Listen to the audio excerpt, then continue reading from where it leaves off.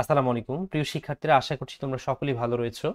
Calculation without calculator episode 2 তে তোমাদের সকলকে স্বাগত জানাচ্ছি। আমাদের আজকের আলোচনার বিষয় হলো আমরা দশমিককে অনুভব করব। 0.5 যদি কোনো সংখ্যার সাথে গুণ থাকে তাহলে সেটার আউটপুট কেমন হবে, চলো এটা দেখে ফেলি। প্রিয় শিক্ষার্থীরা দেখো, কোনো সংখ্যার সাথে যখন 0.1 গুণ থাকবে এর মানে হচ্ছে প্রদত্ত সংখ্যার 10 ভাগের 1 ভাগ হবে আউটপুট। কিরকম বিষয়টা? ধরো তোমাকে বলা হলো যে 29 ইন্টু হচ্ছে 0.1, এর মানে কি জানো? এই যে 0.1 আছে, 0.1 মানে হচ্ছে 10 ভাগের 1 ভাগ। তাহলে 29কে তুমি যদি 10 দিয়ে ভাগ করো তাহলে সেটার আউটপুট কত আসবে? 2.9। তাহলে 2.9ই হচ্ছে আমাদের কারেক্ট আনসার। বুঝতে পেরেছো? ধরো তোমাকে বলা হলো আরেকটা প্র্যাকটিস করি, এরকম ধরো 45 ইন্টু হচ্ছে 0.1, এর মানে হচ্ছে 4.5। মানেটা কি? যে 45-এর 10 ভাগের 1 ভাগ, তো এটা ভাগ করলে কত পাবো? আমরা ভাগ করলে আমরা পাবো হচ্ছে 4.5। এই যে 4.5 হচ্ছে আমার কারেক্ট আনসার।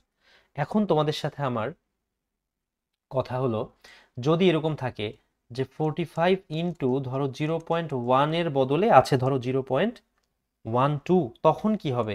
এই আনসারটা কিন্তু 4.5 এর থেকে বেশি হবে।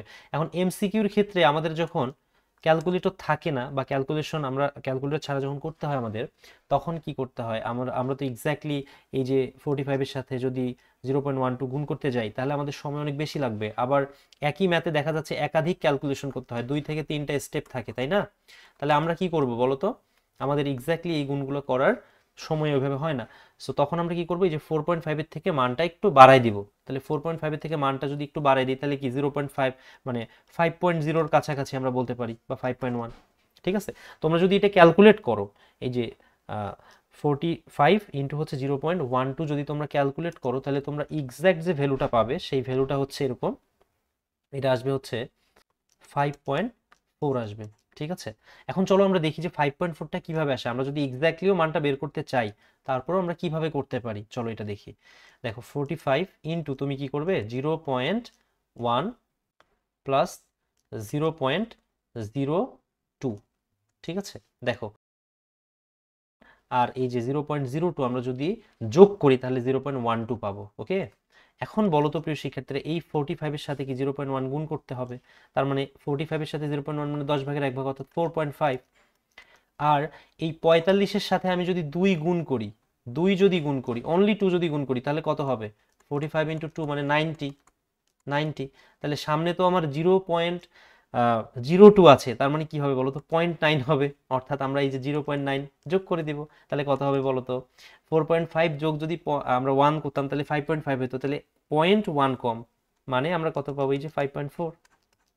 সিম্পলি জাস্ট যোগ করে দিলাম। বুঝতে পেরেছো? অর্থাৎ তোমরা এই যে 45 এর সাথে যে এই যে 12 গুণ করে তারপর 2 ঘর বামে যে পয়েন্ট দাও, এই কাজটা কিন্তু করতে হবে না। আমি জাস্ট এইটাই তোমাকে বোঝাতে চাচ্ছি। ধরো এইখানে আরো মান আছে, ধরো এই জায়গায় এরকম আছে, ধরো এরকম আছে যে 45 ইন্টু 0.120134। এখন তুমি কি করবে? তুমি যদি দুইটা গুণ করতা তাহলে তুমি এখন কি করতা? এখন কি তাহলে এই যে 45 এর সাথে এই পুরো সংখ্যাটা তুমি গুণ করতে যাবে?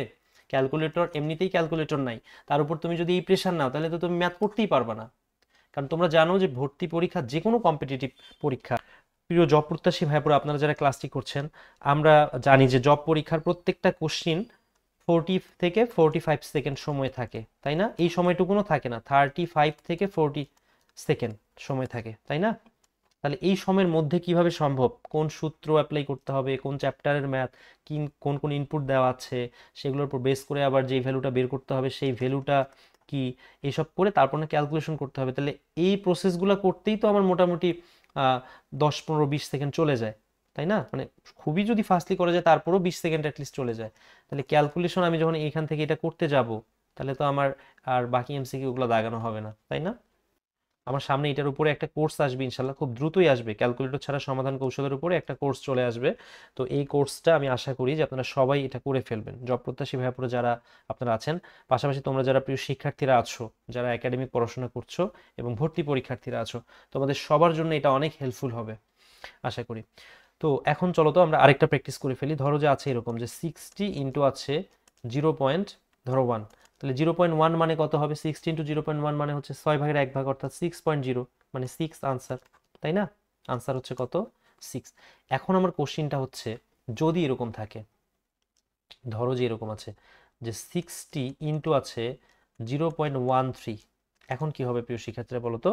এই মানটা আমরা যদি ক্যালকুলেশন মানে ক্যালকুলেটরে ক্যালকুলেট করি তাহলে আমরা ইজিলি এটা পেয়ে যাব, বাট আমরা এখান থেকে দেখবো আসলে কত হয়। দেখো এই যে 60, তারপর 0.1 প্লাস হচ্ছে 0.3, সরি এখানে হবে 0.3, ঠিক আছে 0.3। তাহলে এই দুটো যোগ করলেই তো আমার, এই দুটো যোগ করলেই তো আমি 0.13 পেয়ে যাচ্ছি, তাই না? আমরা 0.13টাকে এভাবে ভেঙে লিখলাম। তাহলে এখন বলো তো 60-র সাথে আমি যদি 0.1 গুণ করি তাহলে কত হবে? 6। আর এই যে 6 আছে আর এই যে 3 আছে, আমরা জাস্ট কি করব? রাউন্ড ফিগারগুলো নিয়ে কাজ করব। এখানে যদি 62 থাকতো তারপর আমরা কিন্তু সেম কাজটা করতাম, 60 ধরে করতাম, বা 62কে করতাম গুণ 3 দিয়ে, কোনো সমস্যা নেই। তাহলে 6 ইন্টু 3 করলে কত হবে? 18। তার মানে আমরা লিখবো 1.8, ঠিক আছে? দেখো 60 আছে, 60-র সাথে যদি আমরা 3 গুণ করি তাহলে কত? 180 পাবো। বুঝতে পেরেছো? 2 ঘর বামে লিখলে 1.80 হবে, বাট আমরা সেই কাজগুলো করব না। আমরা 6-এর সাথে 3 গুণ করব, 18 আসছে, আমরা 1.8 করব। এই অভ্যাসটা, মানে এইটা যে আমি লিখলাম, এই যে 1.8 লিখলাম, এইটা তোমাকে পারতে হবে। এটার জন্য তোমাকে একদম দশমিকের ভিতরে চলে যেতে হবে। দেখো আমাদের আলোচনার বিষয় কিন্তু ছিল চলো দশমিককে অনুভব করি, মানে দশমিককে আমরা কিভাবে ফিল করতে পারি, উপলব্ধি করতে পারি, ঠিক আছে? তো এভাবে করে উপলব্ধি করতে হবে। তোমরা যারা এই যে 1.8 কিভাবে আসলে এটা যারা বোঝোনি, দেখো প্রিয় শিক্ষার্থীরা, এই যে 60 ইন্টু হচ্ছে 0.03, ঠিক আছে?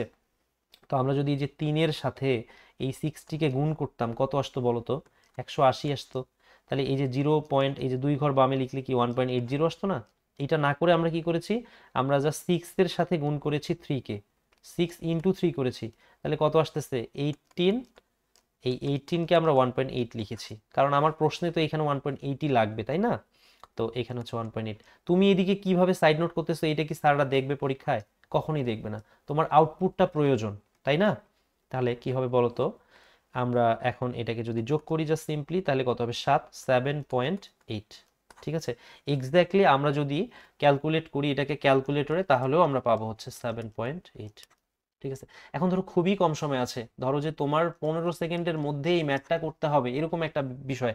এমসিকিউতে তুমি কখনো এরকম পাবে না যে 7.8, 7.6, 7.1, বা 7.1 থাকতে পারে, বা 7.5 বা 7.4, এরকম কিন্তু এত কাছাকাছি কখনো থাকবে না, খুবই কম, এটা রেয়ার কেস, ঠিক আছে? তো তোমাকে যখন এর 60 ইন্টু 0.13 বলা হবে, তুমি চিন্তা করবা যে এখানে 6-এর সাথে 0.1 থাকলে কত? 6 হইতো। তাহলে এখন 3 আছে, তাহলে 3 এর সাথে 3 6 18, তাহলে 1.8। তার মানে 7, মানে 6 এর সাথে 1.8 যোগ করলাম 7.8।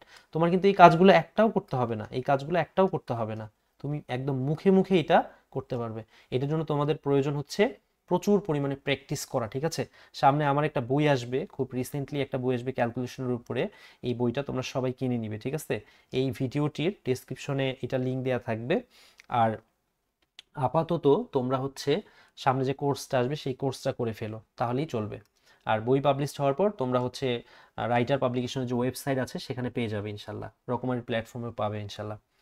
আচ্ছা, তাহলে তোমাদের জন্য আমি একটা SW দিতে চাই প্রিয় শিক্ষার্থীরা। ধরো এরকম আছে 95 ইন্টু হচ্ছে ধরো 0.